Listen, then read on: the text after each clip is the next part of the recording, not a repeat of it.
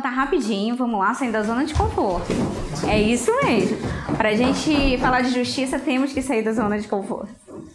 Eu prometi que eu ia fazer só uma dinâmica bem rápida, porque tem, né, um formato também. Então, olha só. Primeiro, muito obrigada pela presença de vocês aqui hoje pra gente partilhar, tá bom? Então, olha só, toda vez que eu falar sim, vocês vão falar o contrário de sim, que é? Não. Toda vez que eu falar não, vocês vão falar o contrário de não, que é? Sim. Simples assim. Então, sim, sim, sim. Não, não, não. Não, não, não. Sim, sim, sim. Sim, sim, sim. Sim, não, não. É isso aí, vai lá. Não, não, não. Sim, sim, sim. Sim, sim, sim. Não, não, não. Sim, sim, não. Não, não, sim. Sim, sim, não. Não, não, sim. Não, sim, não. Sim, não, sim. Sim, não, sim. Não, sim, não. Palmas pra você. Toda vez que eu falar agora pão, vocês vão falar mel. Pode ser? E toda vez que eu falar mel, vocês vão falar? Pão, pão, pão. Mel, mel, mel. Mel, mel, mel. Pão, pão, pão. Pão, pão, pão. Mel, mel, mel. Não, não, sim. Sim, sim, não. Pão, pão, sim. Mel, mel, não. Mel, mel, mel. Pão, pão, pão. Pão, pão, pão. Mel, mel, mel. Pão, pão, sim. Mel, mel, não. Não, não, mel. Sim, sim, pão. Mel, sim, pão. Pão, não. Palmas pra você. E a última variação pra gente desmecanizar esse processo, pra gente ter um pouquinho mais de sensibilidade também. Toda vez que eu falar João, vocês vão falar? Maria. Não, o João ele tem um namorado. Né? Que é o Luiz. Combinado? Toda vez que eu falar João, vocês vão falar? Luiz. Toda vez que eu falar Luiz. João. João, João, João. Luiz, Luiz, Luiz. Luiz, Luiz, Luiz. João, João, João. João, João, João. Luiz, Luiz, Luiz. Sim, sim, João. Não, não, Luiz. Pão, pão, João. Mel, mel, Luiz. Mel, sim, João. Pão, não, Luiz. Palmas pra você. Muito bem. Agora vamos tentar um pouquinho. Vocês perceberam como a nossa mente é mecanizada, né? Às vezes a gente tem que prestar muita atenção para fazer as trocas do sim, não, João, Luiz, quem vem agora. Porque a gente tem muitos condicionamentos, né? Isso é um jogo da estética do oprimido ou da oprimida de Augusto Boal, adaptado por Anne Martins. E aí, é sobre isso que a gente veio falar, sobre esse processo de sensibilidade, que é, para mim, nesse atual momento presente, pode ser que eu mude, não sei, eu acho que não, enfim, né? Todo dia é um dia, é a base da justiça, processos sensíveis, né? E aí aquela que foge do tema, já que, dos slides, né? Eu trouxe só algumas coisas aqui pra gente, pra eu não me perder mesmo. Maria, você vai avisar a minutagem, né? Beleza. Então, gente, justiça é possível? Será que é possível? Então, assim, vamos tentar pensar sobre isso todos os dias a partir de hoje.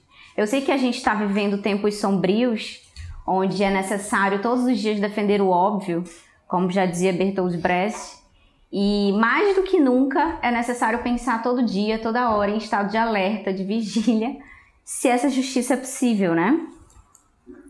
E aí,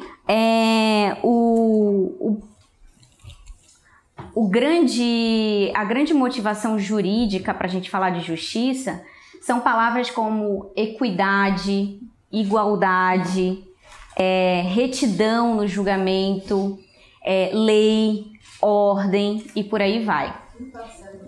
Imparcialidade, muito bom. São essas palavras que regem o arcabouço jurídico no atual momento para a gente falar de justiça, para a gente pensar em justiça. Então é algo ligado que a gente sabe assim, o que é justiça? é lá no Tribunal do Júri ou no Supremo Tribunal Federal. Será? Né? Vamos fazer justiça? Né? Então, quando a gente pensa em justiça, muitas vezes a gente se atém ao arcabouço jurídico, ao direito, né? E eu também pensava assim até eu trabalhar diretamente com esse arcabouço jurídico e com o teatro principalmente. Foi por meio do teatro, especificamente o Teatro da Oprimida, que eu pude repensar esse conceito um pouco melhor na minha vida, que tem a ver com estado de ética e solidariedade, que é o que a gente vai chamar de empatia. Empatia nada mais é que a nossa capacidade de se colocar no lugar do outro e da outra, né? Então, a partir do momento que eu consigo me colocar no lugar da outra e do outro, eu consigo repensar as minhas próprias atitudes. É fácil isso, gente? É super fácil, né, galera? Então, a partir desse momento, a gente começa a se desafiar, porque não é fácil, né? A gente toda hora, todo dia, ter que se colocar no lugar do outro e da outra. A gente perde a paciência com membros da nossa família, na verdade? A gente tem que respirar fundo assim, que é falar assim, que se faz é que se paga, né? Olho por olho, dente por dente. Então, mais uma vez, essa lei que eu falei agora, chama Lei de Talião, olho por olho, dente por dente, lá dos primórdios, e é o que foi a base fundamental para a gente pensar em justiça e reformular esse princípio, que se tornou um princípio ético. Só que até hoje, a Lei de Talião ela não consta mais nos códigos, mas ela consta na nossa prática? Olho por olho, dente por dente? Mas vai pagar, né? Se prepara que vai ser vingado. E aí a gente tem esse conflito interno que muitas vezes é inconsciente, da gente confundir justiça e vingança. O que vocês acham? O que é vingança? É igual a justiça? Não. Racionalmente não, né? Mas a gente chama de justiça, até pelos códigos aí jurídicos, um estado ideal de equilíbrio e harmonia na sociedade. Só que para eu equilibrar a sociedade, para encontrar esse estado de harmonia, talvez eu precise punir pessoas, ou reeducá-las, ou reintegrá-las, não sei. Mas algo precisa ser feito, né? Alguma ação precisa ser feita para que essa justiça seja feita. E aí, todos os dias é um processo para a gente pensar que justiça não está lá só nos presídios, ou no Tribunal do Júri, ou no Supremo Tribunal Federal, ou nas bibliotecas dos cursos de direito, ou todas as áreas que permeiam a fundamentação jurídica, né? Tipo, então é distante. Não é distante, é algo muito importante e desafiador e rotineiro na nossa vida, né? E aí foi com esse princípio que eu não aprendi, que eu vim só entender depois, na prática, através da estética da oprimida. Então, assim, existe uma Anne Martins antes da estética da oprimida e uma Anne Martins depois, né? A estética da oprimida é uma metodologia, uma estética, né? Enfim, propriamente dita, sistematizada por Augusto Boal, que foi um dramaturgo brasileiro, encenador, político, faleceu em 2009, e ele criou essa estética a partir do teatro político, influenciado por Bertolt Brecht, também um grande dramaturgo, encenador alemão do teatro, e sempre pensando no princípio da coletividade, né? Desse olhar assim que a gente tem um para o outro, um para a outra, de forma circular, né? A gente coloca as pessoas em círculo justamente para a gente se desafiar a se olhar, né, sem hierarquias, assim, né, porque a gente está sempre regida por hierarquias. Nossa primeira hierarquia é a família, tem que respeitar o pai, a mãe, os nossos responsáveis, depois o professor, a professora, depois o chefe, a chefa, e por aí vai. E nessa sensação de respeito, a gente muitas vezes pode abusar dela, se a gente estiver no lugar desses líderes e se transformar em injustiça, em opressão. E aí a gente tem que ter esse cuidado também. No meio disso tudo, aí eu coloco minha apresentação bem rápido. Eu sou a Anne, como a Maria falou. Eu sou de Manaus, Amazonas, da etnia ticuna. Enfim, tá dentro de mim, mas eu tenho que descobrir mais isso. A minha avó era indígena ticuna, mas a gente sabe bem pouco sobre ela.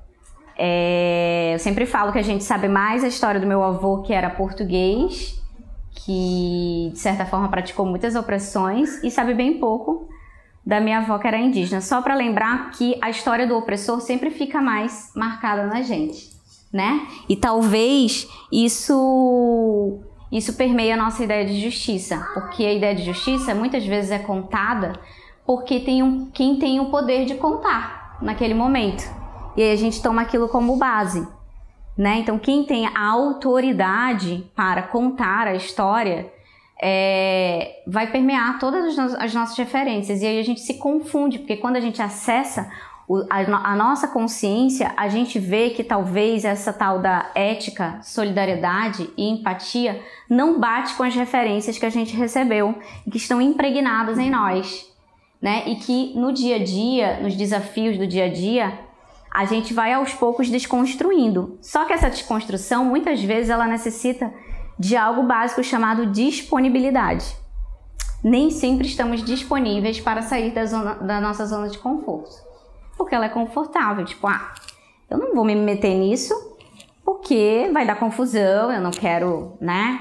Melhor deixar ali esse homem bater nessa mulher, ou esse mendigo continuar mendigo, ou esse juiz continuar sendo esse juiz e esse presidente continuar sendo esse presidente. Melhor não me meter, porque daí vai sobrar pra mim, né? Muitas vezes a gente pensa assim. E aí, a árvore do teatro da oprimida e do oprimido, ele vai falar que não, que a gente poderia interferir sim, né? A gente pode interferir na cena. E essa cena teatral e do dia a dia, ela depende desse processo de desmecanização e desalienação. Boal vai falar que todos nós somos artistas. Vocês se consideram artistas? Sim. O que é artista para vocês? Do senso comum mesmo, que vier. Quem se expressa. Oi? Quem se expressa. Quem se expressa. O que mais? Que desenvolve a criatividade o tempo todo. Que desenvolve a criatividade o tempo todo. Quem tem a função social de questionar o que está posto. Nossa, bonito isso, né? Moraes. Função social de questionar. É aquela que tira o livro aqui, né? Que mais? Artista é aquele só que se apresenta no palco? Não. Ou nas exposições? Boal vai falar que todo ser humano é artista. Porque ser artista, por si só, tem um processo que é inerente a qualquer ser humano, que é a sensibilidade. Então, quando a gente é criança, a gente chora, sorri, fala de forma espontânea, né? Então, essa espontaneidade a gente vai perdendo ao longo da vida, que nós vamos sendo lapidados, mecanizadas. Senta direito, come direito, se veste direito, tudo direito, né? Fecha essas pernas, usa roupa longa, não usa roupa curta.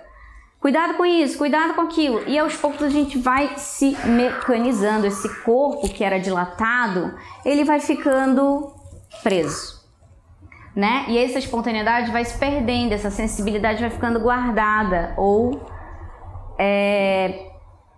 desencantada, desacreditada. E aí a estética do oprimido e da oprimida auxiliam nesse processo onde a base é a ética e a solidariedade, como eu já falei. Sem essa raiz, não é possível a gente desenvolver todo o resto. Então como é que eu desenvolvo isso?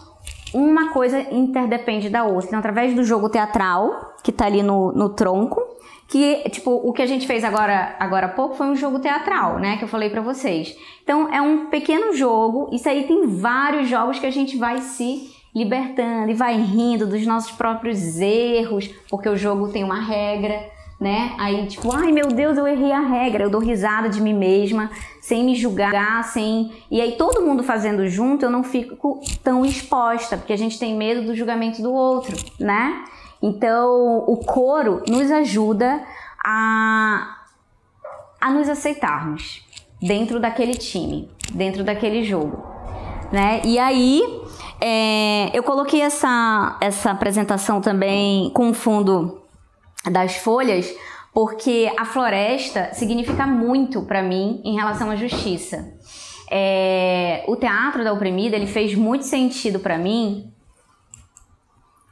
a partir do projeto Arbítrio, Teatro na Prisão, Conexão Amazônia. Então foi quando eu comecei a repensar o significado de justiça na minha vida. Então esse é um projeto, eu sou professora do curso de teatro lá da Universidade do Estado do Amazonas, estou professora nessa vida, e lá comecei a desenvolver esse projeto dentro das prisões. Falou assim, ai Yuni, mas como surgiu isso? Você tá louca? Nossa, mas lá são monstros, são animais enjaulados, você não tem medo?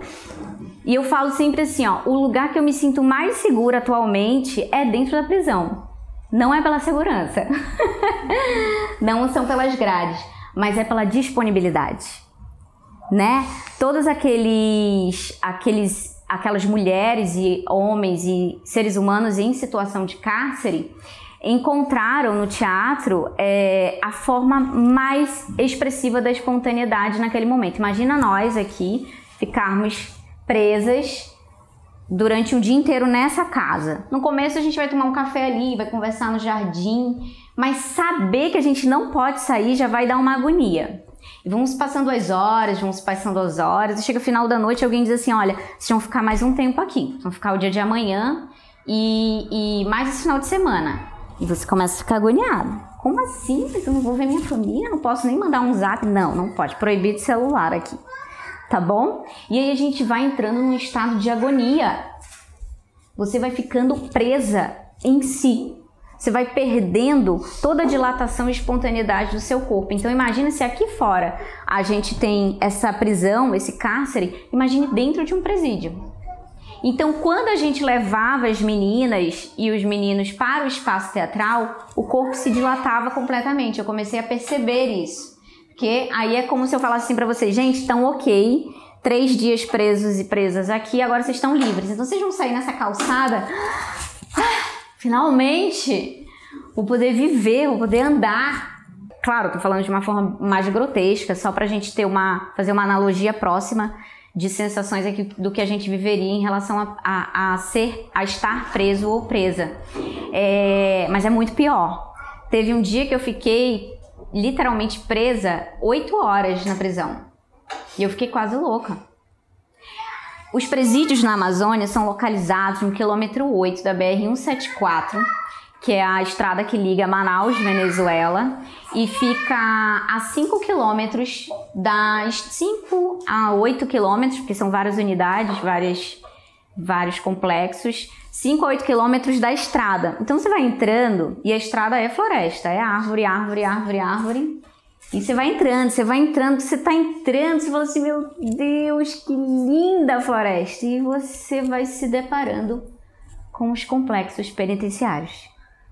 Não, então você vê macacos, você vê araras, papagaios, tucanos voando, e grades, e gaiolas, e cercas, e guardas. É muito forte você entrar na floresta e encontrar literalmente pessoas enjauladas, né? Eu até me emociono assim só de lembrar, porque é uma sensação muito difícil. E aí esse projeto existe desde 2015, começou a partir do meu mestrado, onde eu comecei a trabalhar essas opressões. Ó, a espontaneidade da criança, fica à vontade, de verdade, pode gritar, deixa ele viver essa vida, não tem problema. O mundo não está preparado para as crianças, né? Porque a gente vê a criança como apenas uma fase, né? Ela vai ser um estado transitório, né? Eu tô falando tudo isso, estou usando o exemplo da criança que está aqui, linda, especial, porque o teatro da oprimida vai resgatar essa criança. Vai tentar resgatar essa criança para encontrar o conceito de empatia, para encontrar o conceito de ética, para reencontrar o conceito de solidariedade e ressignificar o conceito de justiça, né? Então tudo começa na criança, porque a criança é espontânea e ela é justa por si só naquele momento. Tem as crianças cruéis? Tem.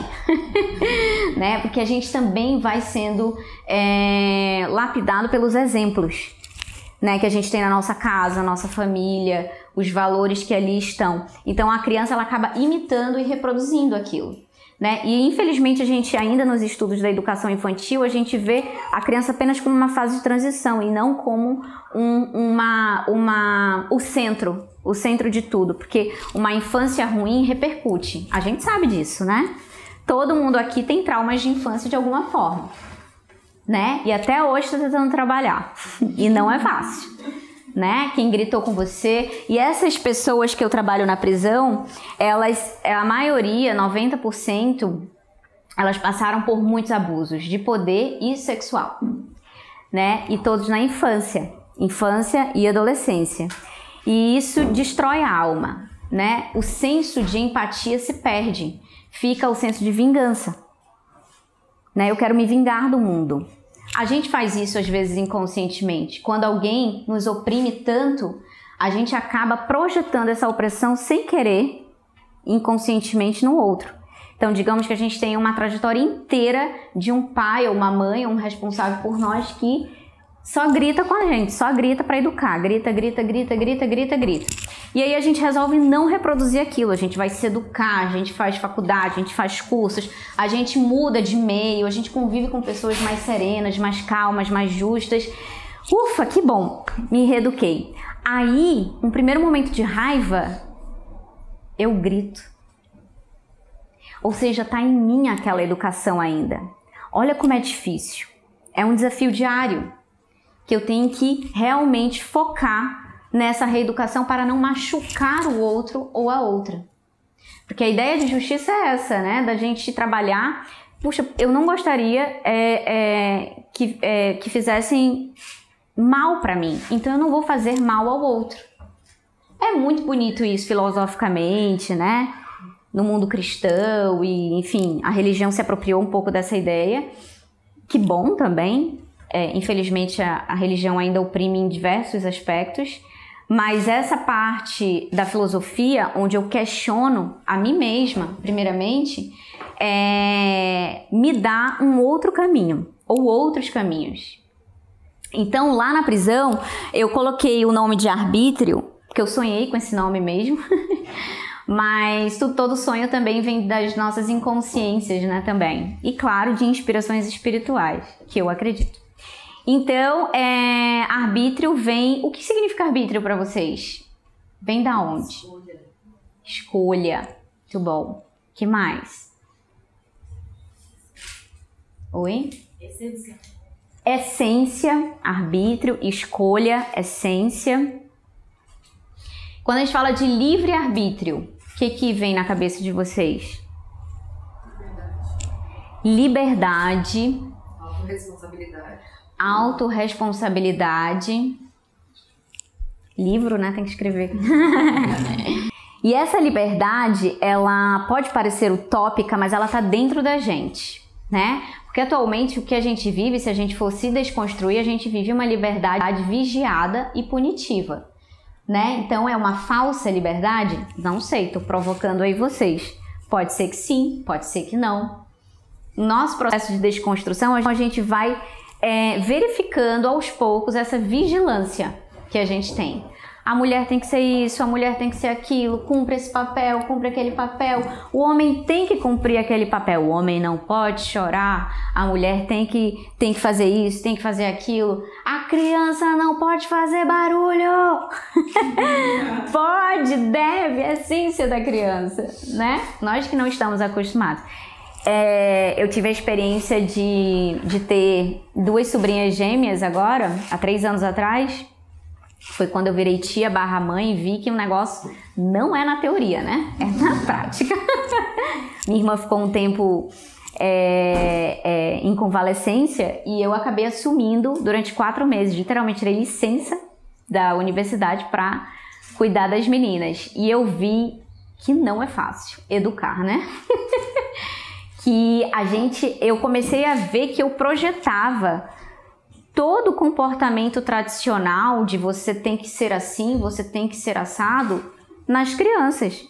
E sendo que eu sou uma estudiosa da espontaneidade. Né? Como é que eu tava fazendo? E até hoje eu me vejo, pelo amor de Deus, Agatha e Andressa, parem com isso. Não, calma, Anne. Pode continuar, continua. Não, relaxa. Vai. Só não quebra. Não, pode mexer. Então, assim, ó, a criança, o Teatro do Oprimido vai falar um pouco disso. Quando a gente é criança, se a gente colocar um monte de areia aqui, a gente pega, entram umas pessoas aqui, vão colocando areia. A gente vai achar estranho, não vai? A gente vai se incomodar, fala assim, gente, pessoal, vamos pegar uma vassoura ali, vamos varrer tudo, porque tá sujo. A criança vai pegar essa areia e vai montar um castelinho.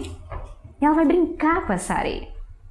Aí a gente compra na loja o melhor brinquedo, o melhor carrinho, um super carro, avião, um mega motor, sei lá o que, e dá pra criatura. A criatura faz o quê? Vai ligar o motor pro avião voar ou pro carrinho andar? Não, ela vai desmontar tudo. Ela vai ver, ela vai virar e ela vai desmontar, tira o motor e a gente... Ai, meu Deus, o brinquedo está quebrado, foi muito caro! Né? E tem a lógica capitalista e uma série de questões. Porque a criança é um ser inerentemente científico. Nós somos científicos, nós queremos descobrir as coisas, nós temos sensibilidade para ir atrás. Isso vai se perdendo no decorrer da vida, por causa desses comportamentos, nessas crenças fixas que nos são colocadas. E muitas vezes a gente precisa das crenças fixas para se sentir seguro e segura, para ficar na nossa zona de conforto, para não se desconstruir. Né? Porque dói o autoconhecimento, é muito dolorido se desconstruir. Meu Deus, 5 minutos. Aí, gente, acabou a galera... Brincando. Então, assim, ó, o Projeto Arbítrio, ele existe desde 2015, só voltando aqui, eu coloquei Conexão Amazônia. E aí, a Folha, a prisão, aquela que se perde. E aí, o que eu tava falando? Da onde eu vim. Ai, ótimo, você me ajudou no link. Eu venho do Amazonas, eu nasci lá. E quando eu completei 18 anos, eu vim pra Curitiba, fiquei dos 18 aos 27. Fiz licenciatura em teatro e fiz comunicação social. Mas sempre tentando resgatar a minha essência, porque aqui eu sofri no começo um bocado de preconceito pela cor, por incrível que pareça, né? Um racismo mesmo. Por eu ser de origem indígena, por ser do norte, a gente tem essa mania, porque o nosso Brasil ele é muito grande, realmente a gente não conhece. Né? Tanto é que lá no Amazonas a gente fala assim, o pessoal do sul é muito chique. Meu Deus, eles usam casacos. É muito chique, olha, eu quero conhecer. É muito legal. E aí, por aqui os estereótipos também permeiam. O quê? O Amazonas? Meu Deus, tem prédio lá, Anne? Tem? Como é que vocês... Tem carro lá? Tem carro? Tem... Eu lembro que eu sempre falava, gente, tem prédio, mas não tem elevador, a gente sobe das de cipó. Eu brincava com aquilo e até hoje brinco, mas justamente pra gente repensar o nosso Brasil. Nós somos muito plurais, nós somos muito múltiplos e múltiplas, nós temos muitas essências e no final a gente se encontra na origem indígena, na descendência africana, europeia, e tudo tá na gente. E infelizmente ficou o cânone europeu, né? Pela colonização, por uma série de coisas que a gente sabe. Então, meu avô é português. Aqueles vinhos portugueses e blá blá blá. Puxa vida, mas é na comida, é na essência, na coletividade que a cultura indígena me permeou. Né? Claro, a cultura portuguesa também. Mas tudo se misturou. Então somos essa hibridação cultural. né? E no momento que aceitamos essa hibridação cultural, as coisas começam a fluir, os estereótipos começam a cair, meu processo sensível começa a ser acessado e eu começo a ter mais empatia pelas pessoas. Aí eu consigo me colocar no lugar. Aqui são fotos dos momentos de dentro da prisão feminina. Atualmente eu tô em Curitiba para ficar 2 anos, para ficar só o mais próximo ano. Ai, meu Deus, tá passando rápido. Eu fiquei aqui dos 18 aos 27, voltei pro Amazonas e fiquei 8 anos lá. Estou 8 anos, há 8, 9 anos eu estou lá e aqui, eu não sei onde eu estou agora. Eu estou lá, moro lá. Não, eu moro aqui. Mas a minha universidade onde eu trabalho, a minha família, eu não consigo me desconectar, né? Porque todo mundo me falava assim, Anne, se desconecta um pouco. Eu falei assim, mas eu não quero. Eu percebi que eu não quero me desconectar, né? Então, eu tô sempre indo lá, e fisicamente e espiritualmente, né? De acessar mesmo espiritualmente, pela meditação, por processos mediúnicos, pelo ayahuasca. Se eu pudesse, daria aqui pra vocês. Na próxima, né, a gente entra em contato. Mas é um outro assunto. Tô só expondo aqui uma parte pessoal minha. Porque a gente às vezes precisa... a floresta me ajuda a ter esse processo mais de empatia. Quando vocês tiverem a oportunidade, vão à Amazônia. Especificamente ao Amazonas. Ao estado do Amazonas. Né, a Maria me contou que teve essa oportunidade, né? Conheceu lá o Encontro das Águas. Então, assim, olha, é diferente pra caramba, porque quando você se joga no rio, é diferente de se jogar no mar. Você vê que você faz parte da natureza, da floresta. E ela faz parte de você. Que eu sou eu, o outro é o outro, e nós somos nós. Eu, mais o outro, nós. E quando você cai no rio, literalmente, toma um banho, você entra e vê a mata ao redor, você se sente desse tamanho. Você se sente parte daquilo e corresponsável por aquilo. Então é uma sensação de autorresponsabilidade imensa e de pequenez. E a pequenez, ela destrói uma coisa muito forte em você, que é o orgulho. Somos isso, somos aquilo, tenho uma super profissão, tenho isso. Aqui é um momento passageiro da nossa vida, né? A gente está aqui hoje, o dia de amanhã a gente não sabe. Muitas coisas podem acontecer, né? Então, a floresta me ensina todos os dias isso. Toda vez que eu estou chegando na Amazônia, literalmente, eu sempre escolho viajar para chegar de dia lá, porque você vê do avião aquela amplitude do Rio Negro, Rio Solimões, Rio Amazonas, a floresta. Aí você vai descendo, aí você vê a cidade nega a floresta ainda, infelizmente, mas também é um outro assunto. Mas através da floresta, da conexão com a natureza, a gente pode também acessar a empatia, a gente pode também ser estimulado. Tudo que a gente tem acesso, a sensibilidade estimula a empatia. E aí a pergunta do dia é, né, o que estimula a empatia e, portanto, a justiça? Aqui, ó, foi um trabalho que a gente fez, dentre vários trabalhos, foi em 2016, 2017, que é a época de impeachment e tal, e eu não falei nada, eu só joguei um monte de tinta, levei uns cartazes e falei, gente, eu queria que vocês falassem sobre o que vocês sentem sobre o país. A gente não podia deixar passar, né? Ainda mais as meninas que estão ali presas no sistema carcerário, que aí a gente pensa assim, ó, no nosso pensamento super pequeno. Os estudantes que fazem parte desse projeto, fazem parte, eu falo, professora, eu acho que elas não vão saber o que falar. Eu falei, opa, cuidado com essa subestimação. E foi um dia eram 5 a 6 horas de projeto uma vez na semana. Durante 4 anos. E aí saíram esses cartazes. Fora que aqui a gente já estava mais ou menos limpinho, digamos assim, né? Porque a arte é considerada sujeira, né? Tinta. Mas a gente se sujou gostoso e muito. A gente já tinha se lavado tudo. E as agentes penitenciárias, até a diretora, por causa do respeito que a gente tinha conquistado, a gente conseguir um olhar mais distante sem ser punitivo. Porque, meu Deus, vocês estão sujando a prisão inteira, né? E aí elas fizeram esses cartazes, ó, paz no nosso Brasil, Michel te tememos, Francivalda, paz, justiça, amor no mundo, e aí não dá para ler o resto aqui, mas basicamente foi uma discussão bem forte, né? Aqui os corpos dilatados numa apresentação de teatro que a gente fez, um teatro mesmo, então imaginem sair da prisão, foi tipo coisa de filme, sabe? Uma coisa horrível, sensacionalista, de macacões amarelos e correntes nos pés, algemas nas mãos, helicóptero, escolta. Foi a primeira vez que a gente saiu e aí quando elas entram no palco é uma libertação total. Então, se justiça é empatia, como estimular a empatia? Como estimular a justiça? Muitos de vocês falaram aí. O que vocês colocaram no papelzinho? Como eu estimulo a empatia? Ouvindo. O que mais? A Clarinha respondeu empatia. O que você respondeu, Clarinha?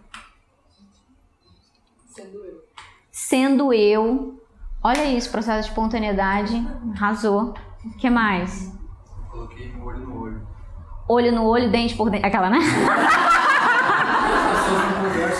Desculpa. Tô brincando, desculpa. É porque a Fabiola também tinha colocado, né? Olhando olho no olho. Falei, dente por dente, amiga. Mas uma coisa bem interessante, a gente não costuma olhar para as pessoas, né? A gente não costuma prestar atenção. Né? Tem vários exercícios de teatro do oprimido que a gente não trabalha com a visão. A gente só trabalha com outros sentidos. E a gente percebe, meu Deus, você é você. Eu não tinha percebido que você era você. Né? Porque o olho no olho, com o estímulo de outros sentidos, a gente passa a se ouvir, né? Quando eu olhava essas cenas das meninas do teatro da prisão, uma das regras do Projeto Arbítrio é a gente não saber os processos jurídicos. Todas essas aqui são do pavilhão 3. O pavilhão 3 é crime com resquício de crueldade. Decapitação, vários homicídios, a maioria de homens. Essa é a minha pesquisa de doutorado que eu tô fazendo aqui. Né? Porque você não consegue mais julgar, né? Tipo, elas apresentavam a cena na nossa frente, facada, facada, facada, facada, tiro, tiro, tiro. Eu parava a cena e falava, gente, quem é o opressor? Todas elas apontavam. Ele, professor, ele que tá no chão. E eu falava, é verdade. Falei, mas quem tá presa? A oprimida tá presa. Exatamente. Vocês viram o círculo vicioso da vingança, da justiça, da injustiça? E eu não conseguia mais julgar, porque se eu tivesse naquele lugar, se eu tivesse sido estuprada uma vida inteira, tivesse sido trocada por droga, como escrava sexual, eu acho que eu teria surtado muito pior. Então, quando eu me coloco no lugar da outra, eu não consigo mais julgar. Você decapitou, ok, vamos pra frente. Vamos pra além disso. Você tá presa aqui, mas o que dá pra fazer a partir de agora? Eu coloquei aqui a palavra amor, que um entendimento e sentimento... A gente tem um entendimento teórico, mas a prática a gente só sabe na dor, pra mim. Eu só aprendi o amor na dor. Eu não sei se isso já aconteceu com vocês. Né? Quando a gente perde alguém... Quando alguém muito querido nosso fica muito doente. Ou quando alguém muito amado por nós não nos entende. Então, através da dor, a gente começa a se colocar naquele lugar.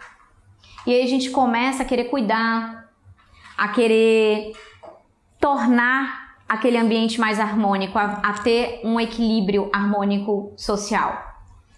Nosso e do outro. E aí a gente começa a acessar o tal do amor. É difícil, gente. É muito difícil. Não é tipo, eu te amo, como a gente diz hoje de forma tão banal, né? Ou a gente simplesmente não diz nada. E aí o afeto, a questão de se sentir afetado, a escuta sensível, que a maioria de vocês falou, a ação sensível. No Teatro do Oprimido a gente trabalha com essas cenas de teatro fórum, que são cenas reais, até a gente mudar tanto a cena e encaminhar alguma solução, digamos assim, até a opressão terminar ou ser amenizada. Então é uma ação concreta através de uma escuta sensível e de uma ação continuada e sensível de empatia. Então você é obrigado a se colocar no lugar do outro. E aí eu termino com essa palavra, assim, que gratidão, pra gente chegar na gratidão, gratiluz que a gente fala, né? A gente tem que acessar um estado que é de disponibilidade, e essa disponibilidade requer humildade, né? Será que a gente consegue? Então, gratidão. Esse é meu e-mail, animartins10. Acabou.